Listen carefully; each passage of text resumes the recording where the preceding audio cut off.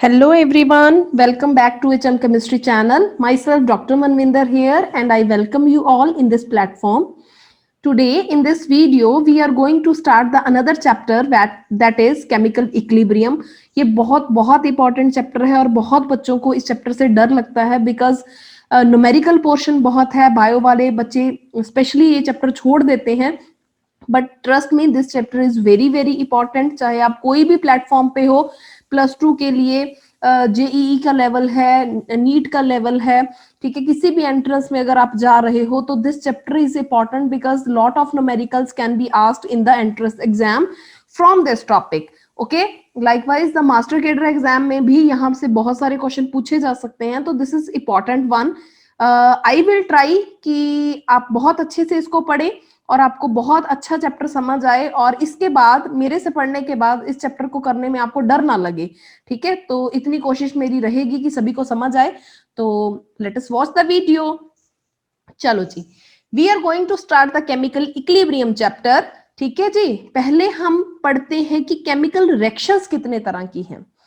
Generally हम बात करते हैं, वैसे तो बहुत तरह की रिएक्शंस हैं.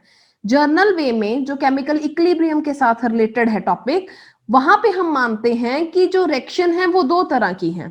रिवर्सिबल रिएक्शन है एंड इरिवर्सिबल रिएक्शन है.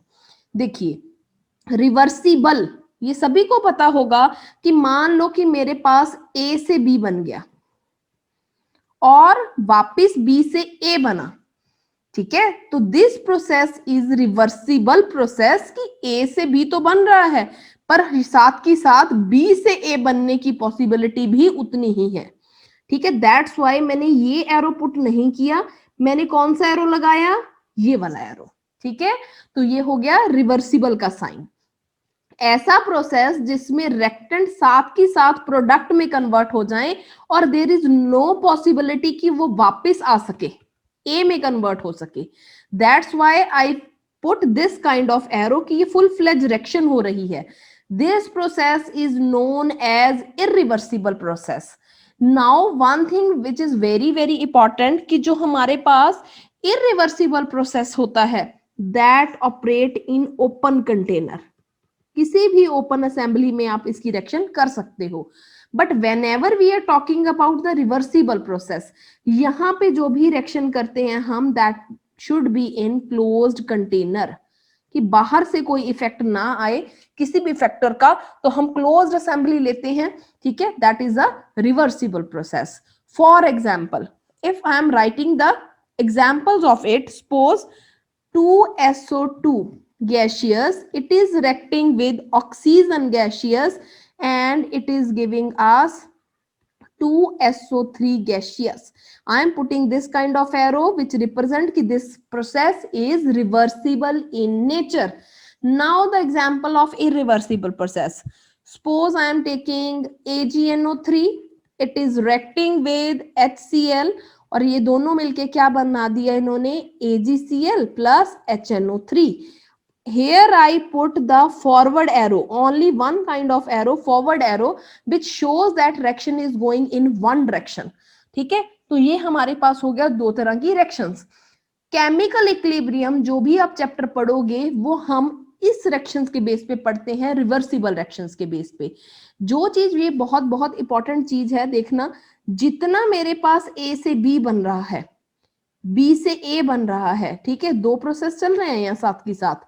ठीक है, ए से बी बन रहा है, बी से ए बन रहा है, तो रेट ऑफ बैकवर्ड डायरेक्शन और rate of forward direction and rate of backward direction किसी पॉइंट पे अगर इक्वल हो जाए तो उस चीज को हम बोलते हैं equilibrium condition. equilibrium condition.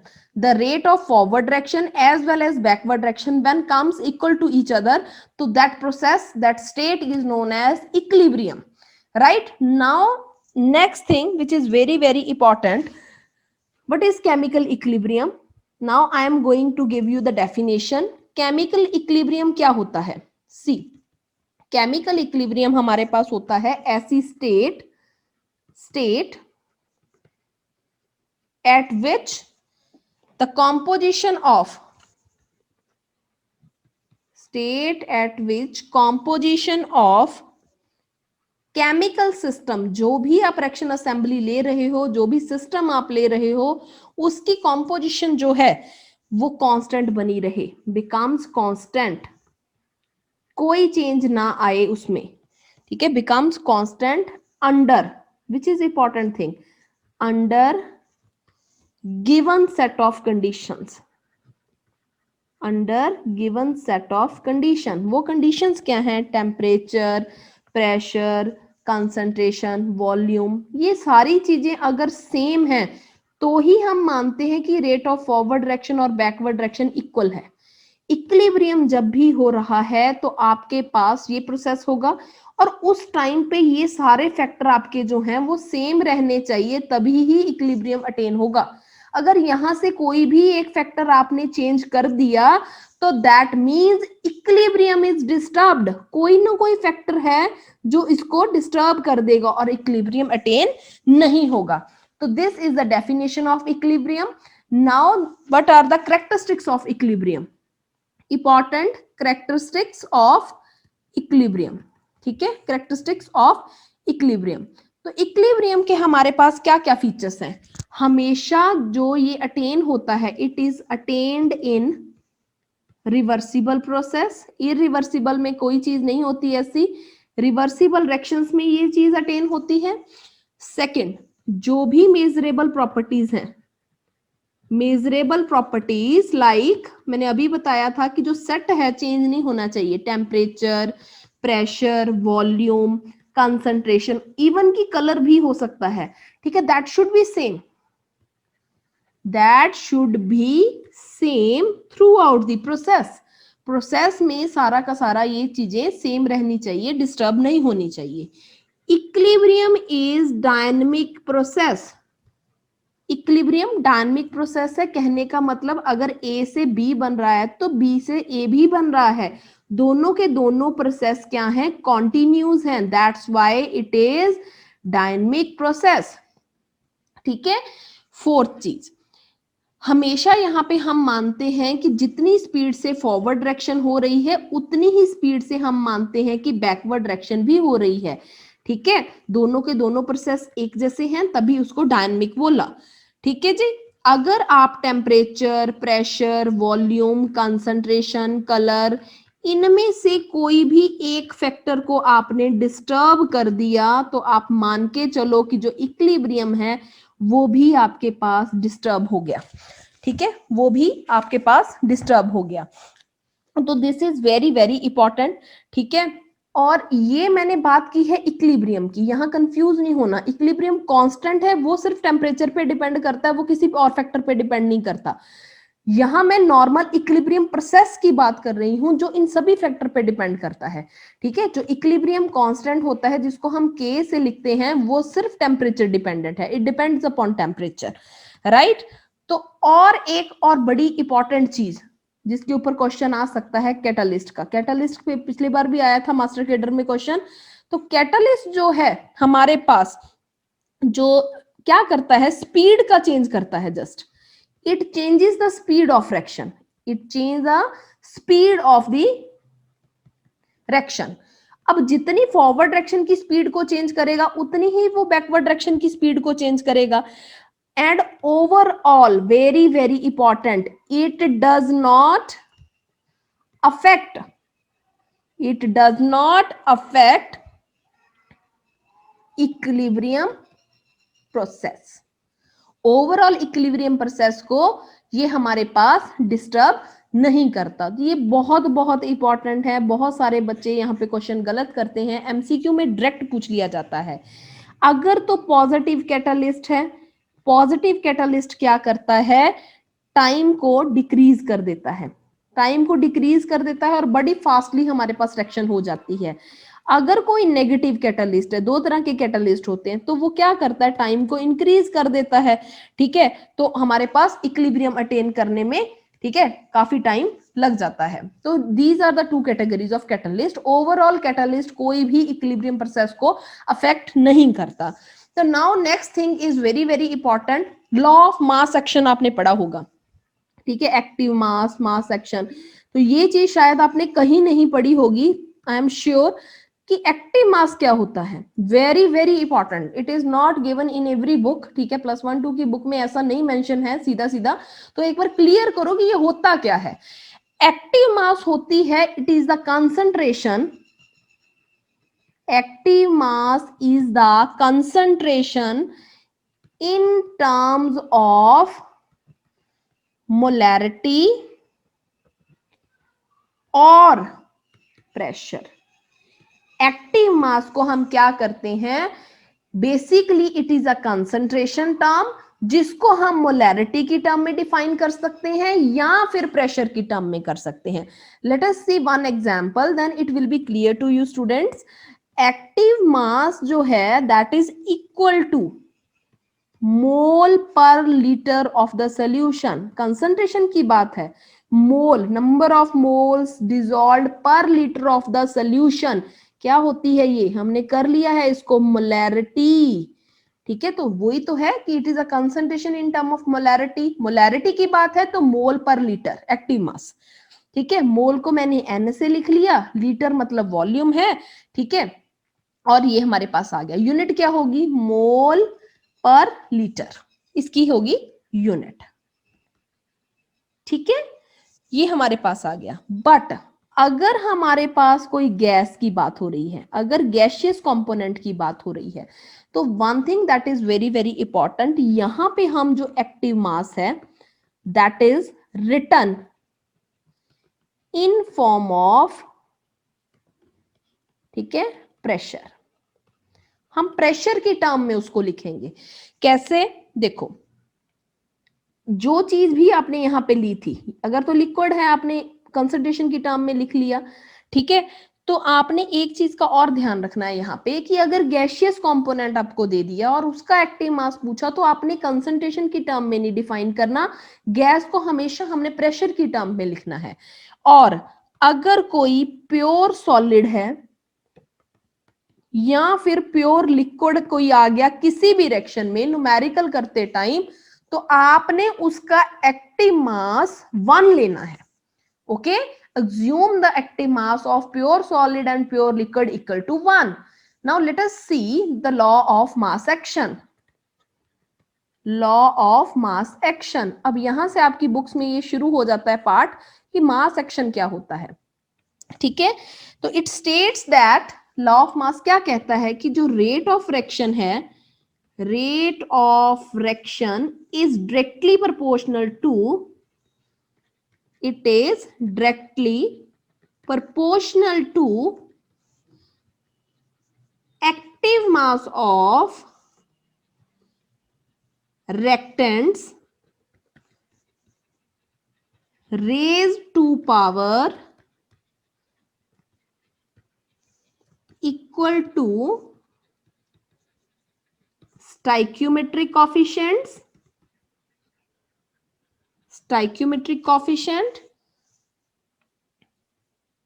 in a, ठीक है। मतलब आपने क्या करना है कि किसी भी जगह पे जब आपने रेट ऑफ फ्रैक्शन लिखना है वो डायरेक्टली प्रोपोर्शनल हो जाएगा active mass of reactants raise to power equal to stoichiometric coefficient in a balanced chemical equation. देखो यहां से रट्टे मारने वाली बात नहीं है, जस्ट एक समझने वाली बात है कि मैंने लिखा कि जो रेट है वो किसके प्रोपोर्शनल है, एक्टिव मास के। एक्टिव मास किसका लिया मैंने, रेक्टेंट का, एक्टिव मास ऑफ रेक्टेंट के प्रोपोर्शनल है। साथ में मैंने ये भी लिखा कि उसकी जो पावर है वो क्या है, stoichiometric coefficient of balanced chemical equation. तो स्टोइकियोमेट्रिक कोएफिशिएंट पे I uploaded the video in the mole concept, first chapter पे ये वीडियो अपलोडेड है। If anyone is facing problem in this then you can watch the video in the playlist, ठीक है। तो देखो अगर मैंने रिएक्शन ली A plus B, it is C plus D, stoichiometric coefficient होता है इसका न्यूमेरिकल वैल्यू 1 है ना, यहाँ पे नहीं कुछ मेंशन, तो इट इज 1। तो हमारा रेट किसके बराबर है, active mass of reactants raise to power stoichiometric coefficient which is automatic, it is 1। लिखो ना लिखो, अगर मैं कोई सेकंड रिएक्शन लिखूं A 2A plus 3B, it is giving us C, तो रेट यहां पे किसके प्रोपोर्शनल है? एक्टिव मास, इसको हम ब्रैकेट में लिखते हैं, स्क्वायर ब्रैकेट्स में एक्टिव मास को। तो active mass of A raise to power stoichiometric coefficient, जो हमारे पास न्यूमेरिकल वैल्यू दी गई है, ये बी है, यहां पे इसका वैल्यू कितने हैं? 3। तो this is the law of mass action. अब इसकी एप्लीकेशंस क्या है? ये सिंपल है लॉ, इसकी जो एप्लीकेशन है वहां पे एक और डेफिनेशन इसकी सामने आएगी, देखो। Now we are going to take the applications of mass action.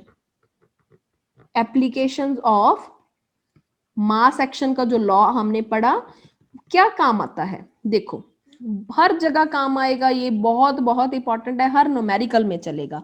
Suppose करो मेरे पास रिएक्शन है A and B, it is giving us C and D, ठीक है, ये दिया। तो हमें पता है कि जो रेट ऑफ फॉरवर्ड रिएक्शन है, आर एफ से लिख दिया, it is directly proportional to concentration of A, concentration of B raise to power stoichiometric coefficient.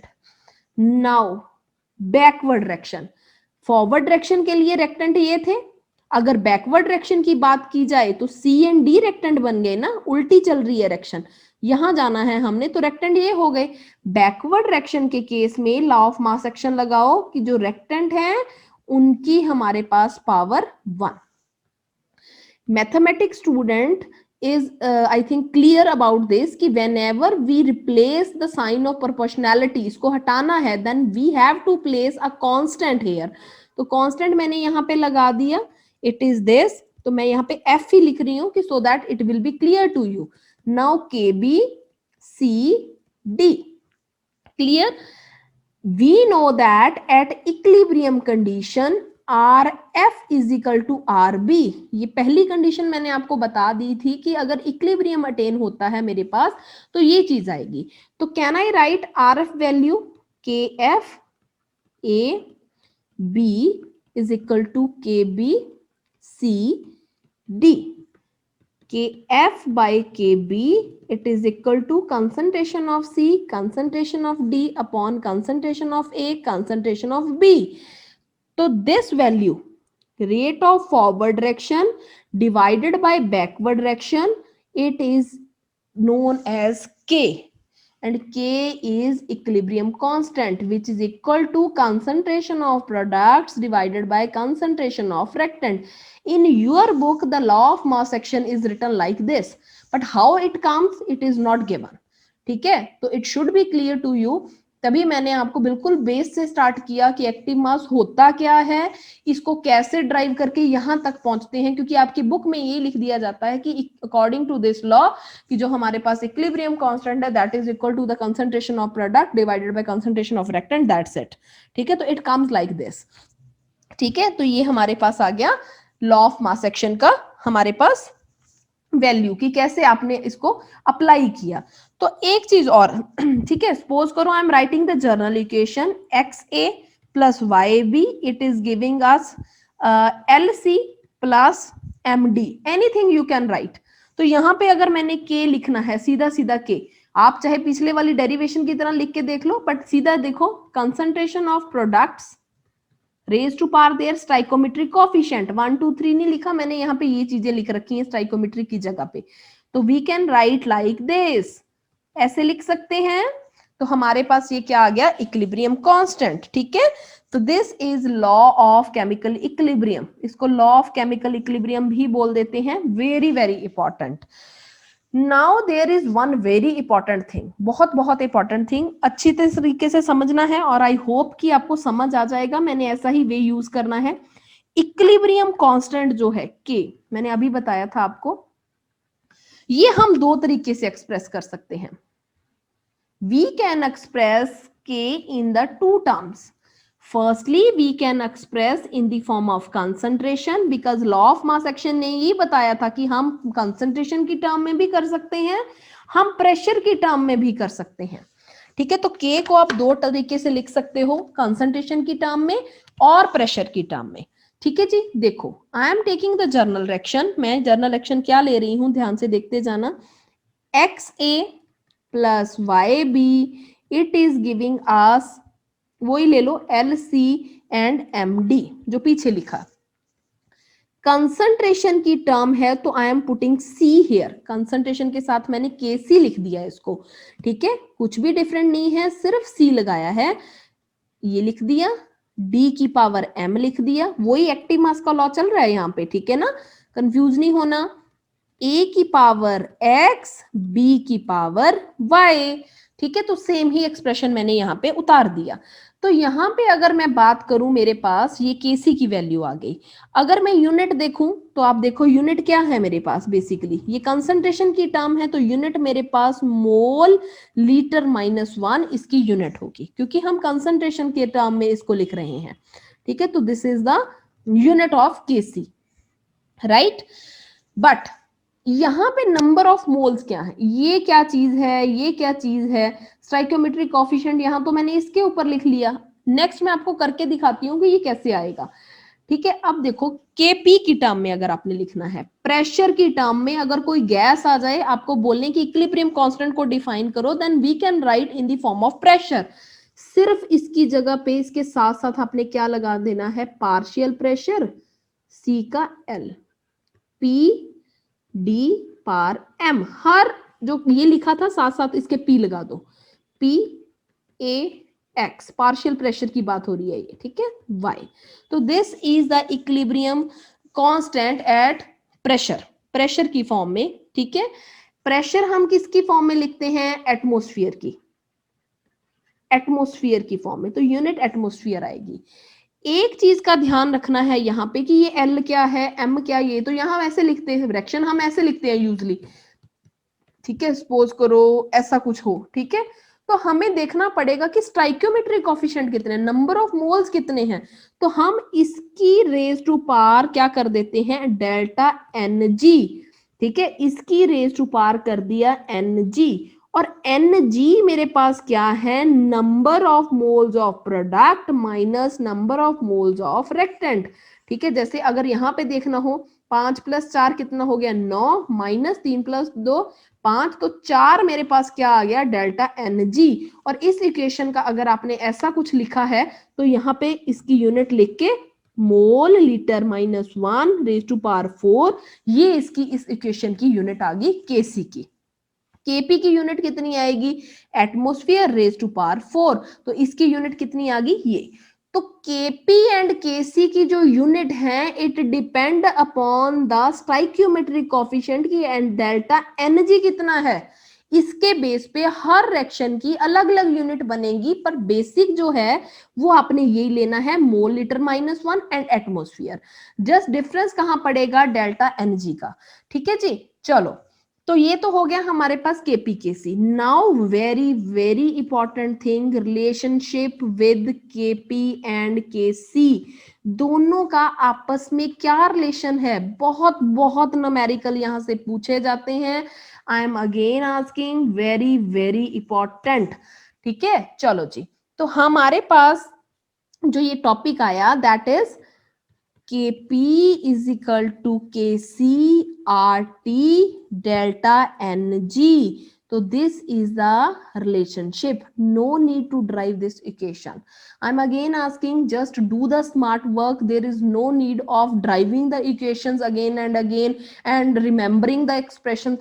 Just write down the expressions and you have to remember कि ये Kp क्या है, Kc क्या है, R T Mg ये क्या चीजें हैं, कैसे इसको अप्लाई करना है, ये चीजें आपने सीखनी है। चाहे पूरा मत्था मार लो चैप्टर पे, अगर आपको यही चीजें क्लियर नहीं है तो फिर आपका पेपर क्लियर होना मतलब इम्पॉसिबल है, क्योंकि पूरा चैप्टर पढ़ोगे, पता नहीं है कि क्वेश्चन क्या आने हैं। That is very very important thing, ठीक है। प्लीज ध्यान दो कि इंपॉर्टेंट चीज क्या है यहाँ पे, ठीक है। डेल्टा Ng मैंने अभी बताया कि number of moles of product minus number of moles of reactant, ठीक है, मोल्स की बात है ये, ठीक है। R मेरे पास है क्या, गैस कांस्टेंट। गैस कांस्टेंट के बारे में स्टेट ऑफ मैटर में बहुत बार पढ़ चुके हो, यहां पे इसकी वैल्यू आपने 0.821 एटमॉस्फेयर लीटर मोल -1 इतनी ही लेनी है हर न्यूमेरिकल में, ठीक है, क्योंकि एटमॉस्फेयर की बात हो रही है, Kp Kc के साथ रिलेशन की, तो यही चीज बनेगी। T मेरे पास टेम्परेचर है, ये गिवन होगा अगर कोई भी न्यूमेरिकल आता है, ठीक है। तो this is the thing Kp क्या है, equilibrium constant and constant pressure, ये कंसंट्रेशन का टर्म है, ठीक है। तो ये चीज तो आ गई। वेरी वेरी इंपॉर्टेंट ट्रिक, बहुत इंपॉर्टेंट है ये, बहुत सारे पेपर्स में पूछी जाती है।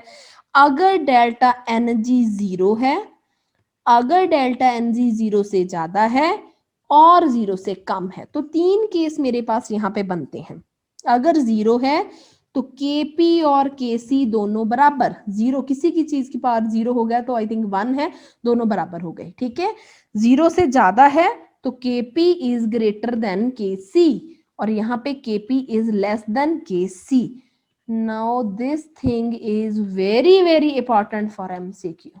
बहुत बार कोई भी न्यूमेरिकल देके ये चीज पूछ ली जाती है कि टेल अस कि what is the relationship between Kp and Kc। Now there is one more important thing, आपको समझना होगा कि हमारे पास सिस्टम जो है वो दो तरह के हैं। होमोजीनियस सिस्टम होता है एक तो, जहां इक्विलिब्रियम हो सकता है, और एक मेरे पास सिस्टम है हेट्रोजीनियस सिस्टम। हेट्रोजीनियस सिस्टम, तो मैंने आपको बहुत बार एक ही चीज सिखाई हुई है, होमो मतलब सेम, हेट्रो मतलब डिफरेंट। अगर मेरे पास रेक्टेंट प्रोडक्ट सेम फेस में काम करें, सारी की सारी रिएक्शन सेम फेस में चले, तो वो क्या हो गया, होमोजेनियस सिस्टम। वन फेस है बस, सिर्फ यहाँ पे एक ही फेस में रिएक्शन हो रही है। अगर हेट्रोजीनियस सिस्टम है तो रेक्टेंट प्रोडक्ट अलग अलग फेस में काम करेंगे, डिफरेंट फेसेस पे वर्क होता है, ठीक है। एग्जाम्पल देखो, H2 गैसियस, I2 गैसियस और 2HI गैसियस, ये बन गया, तीनों के तीनों गैसियस हैं तो homogeneous system. Now I am going to show heterogeneous system कैसे होता है। जैसे CaCO3 सॉलिड है, ये डिसोसिएट हो गया CaO में, वो भी सॉलिड है, साथ में निकल गया CO2 which is gaseous. Now face is different, तो वो बन गया हेट्रोजीनियस सिस्टम, ठीक है। अब न्यूमेरिकल कैसे आएंगे, देखो, ट्रस्ट मी आपको बहुत मजा आएगा पढ़ के। प्लीज वीडियो को पूरा देखो और इसको नोट करते जाओ, because this is the easiest way, ऐसा आपको बुक्स में नहीं दिया होगा, ठीक है ना। होमोजीनियस सिस्टम पे अगर क्वेश्चन आता है, सपोज करो मेरे पास ये क्वेश्चन आया, H2 gaseous, I2 gaseous and it is giving us 2HI gaseous. यहाँ पे आपने Kc लिखना है, सपोज करो, बताओ कि Kp Kc का क्या रिलेशन है, ठीक है, इस इक्वेशन के लिए। तो एक सिखा देती हूँ, फिर आप कोई भी कर पाओगे। Kc लिखना है तो हमने क्या करना था, concentration of product raise to power stoichiometric coefficient, concentration of reactants, ये आ गया, ठीक है। यूनिट ऑफ Kc मैंने आपको सिखाई थी, क्या था, मोल लीटर -1, पावर क्या था, Ng। डेल्टा Ng देखो क्या है, यहाँ पे 2 इधर है, यहाँ पे कितना है 1, 1 -2, 0 आ गया ये तो मेरे पास क्या लिखूंगी मैं, मोल लीटर -1 0, ठीक है। तो कुछ भी नहीं है, ठीक है, तो ये बचा मेरे पास, ठीक है, ठीक है ना।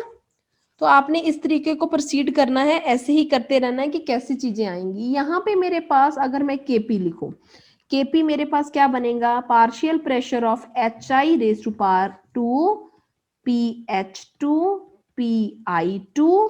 यूनिट के लिए मैं लिखूंगी क्या, देखो, एटमोस्फियर, ऐसे भी लिख सकते हो, ये एटमोस्फियर में है, ये स्क्वायर हो गया, ये क्या है, ये भी एटमोस्फियर में है, ये क्या है, ये भी एटमोस्फियर में है, काट दो, ठीक है। क्या बनेगा, ये यूनिटलेस आ गया। ये क्या था, मोल लीटर -1 का स्क्वायर, इसका स्क्वायर, ठीक है। तो आप ऐसा भी कर सकते हो, मोल लीटर -1 का स्क्वायर, ये भी मोल लीटर -1 में है, इसकी कंसंट्रेशन मोल लीटर -1 में है, काट दो, तो यूनिटलेस आ गया ये, तो इट इज यूनिटलेस, दोनों की यूनिट कुछ भी नहीं है। अगर रिलेशनशिप पूछा है, हमें पता है Kp = Kc RT delta Ng, delta Ng कितना है 0, तो क्या आएगा, Kp = Kc। तो बताओ क्या मुश्किल था ये, नहीं, बहुत बहुत इजी है, just you have to find out the way, ठीक है। कोई आपको वे मिल जाए सही पढ़ाने वाला, तो आपको, आप आराम से इसको कर पाओगे। तो दिस इज वेरी इंपॉर्टेंट, ठीक है। तो जस्ट ट्राई दिस वन, ठीक है। I am giving you the homework, solve it and mention in the comment box कि इसको आप कैसे सॉल्व करोगे। यहाँ पे केपी लिख के देखो कितना आएगा, केसी लिख के देखो, then find out the relationship between Kp and Kc, ठीक है। इसका निकालो, ठीक है। डेल्टा एनर्जी निकालना पड़ेगा, सारे के सारे गैशियस हैं, 2 - 1 1 आ गया। तो अब देखना है आपने कि इसकी यूनिट क्या बनेगी और इसका रिलेशनशिप भी क्या बनेगा, ठीक है। यूनिट निकालने के लिए आई एम अगेन मेंशनिंग, देखो केसी, देखो मैं फिर सिखा देती हूँ, PCl3 Cl2 concentration of PCl5, ये क्या लिखूंगी मैं, मोल लीटर -1, मोल लीटर -1, ऐसे अलग अलग लिख लिया करो, ठीक है ना। मोल लीटर -1, इसको काट दो तो इसकी यूनिट क्या आ गई, मोल लीटर -1। तो आपने देख लिया कि पिछले में यूनिट लेस था, यहाँ इसकी यूनिट है। तो it all depends upon Ng value की कितनी है, ठीक है। केपी की यूनिट क्या लिखूंगी मैं, atmosphere, atmosphere, atmosphere, atmosphere, atmosphere, atmosphere, काट दो तो इसकी यूनिट कितनी आएगी, एटमोस्फियर आ जाएगी, ठीक है। तो Ng1 था, रिलेशनशिप Kp = Kc RT पार Ng, तो मेरे पास Kp = Kc RT, ठीक है। तो this is the relationship between these two, ठीक है। तो आप कर पाओगे ऐसा कोई भी क्वेश्चन अगर आपको दे दें, ठीक है। तो now just find out the one question, this मैंने ये करके दिखा दिया, आप करके दिखाओ। N2 गैशियस, 3H2 गैशियस, आपने ट्राई करना है और कमेंट बॉक्स में मेरे को बताना है कि क्या आया, ठीक है। सेम वे में Kp लिखो, Kc लिखो और उनका रिलेशनशिप लिखो, यूनिट भी लिखनी है इनकी, करो, ठीक है। और अगर मेरे पास है, ये भी कर लो, ट्राई करोगे जितना उतना ही आपके पास जो है, प्रैक्टिस से ही हमारे पास जो है परफेक्शन आती है, ठीक है। किसी ने ये नहीं सोचना कि हमारे पास, हमें आता नहीं है, ये नहीं होता, देखो प्रैक्टिस करने से सब कुछ आ जाता है, ठीक है। चलो ये इन दोनों को सॉल्व करना है और मेरे को कमेंट बॉक्स में बताना है कि क्या बनेगा। हेट्रोजीनियस सिस्टम की बात हो रही है, सपोज करो मैं वही रिएक्शन ले रही हूँ, ये बन गया, it is giving us CaO solid plus CO2 gaseous. यहाँ पे Kp Kc हेट्रोजीनियस सिस्टम है, दोनों अलग अलग फेस हैं, तो क्या करेंगे, Kc जो है that is CaO CO2 CaCO3, Kp क्या लिखूंगी, Kp क्या लिखूंगी मैं यहाँ पे, ये मैं बाद में बताती हूँ कि कैसे है ये, पहले Kc लिखो, ठीक है। तो ये चीज आ गई, ये सॉलिड था, प्योर फॉर्म में था, तो इसकी कंसंट्रेशन को आप 1 ले लेते हो, ठीक है। ये भी प्योर फॉर्म में है, सॉलिड है, तो भी ये भी 1 है। तो Kc मेरे पास किसके बराबर आ गया, it is only CO2 gaseous, इसकी कंसंट्रेशन के बराबर। इसकी यूनिट क्या आएगी, मोल लीटर -1। Kp लिखना है, Kp हमेशा हम गैस के लिए लिखते हैं, तो यहाँ पे गैस सिर्फ एक ही चीज है, तो Kp मेरे पास आ जाएगा PCO2, what is unit, atmosphere. Now main thing, find out the relationship between these two. Kp = Kc RT delta Ng. Now main thing is the calculation of Ng in the case of heterogeneous system. Now find out what is Ng. Ng क्या होगा, we have to skip the solid, ठीक है।